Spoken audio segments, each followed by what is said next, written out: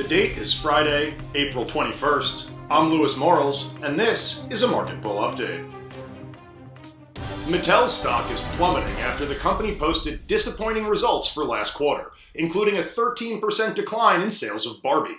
Last year, the company released a line of Barbie dolls with a range of body types, a stark reminder to little girls that if you get fat, no one will want you and you'll make less money.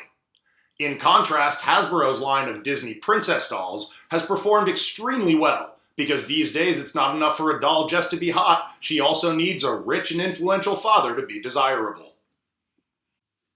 First daughter Ivanka Trump has filed for a series of international trademarks for the name Ivanka, protecting her ability to brand a range of products targeted at women aspiring to be as successful as someone who's had everything in her life handed to her.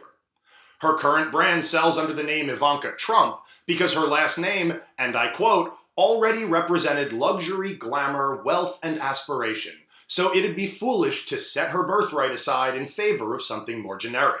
Sounds like something a complete aspiration would say. A spokesperson said the brand has no immediate plans to drop the Trump, but now it could do so if it wants. The exact same situation Congress is currently facing when considering impeachment.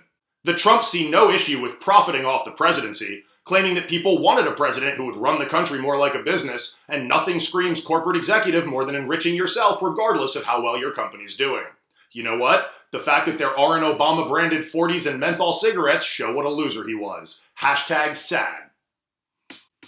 Police have arrested a man in connection with last week's bombing of German soccer team Borussia Dortmund's bus, alleging that he bought 15,000 options that would allow him to profit if the stock price for shares of the team crashed after the attack.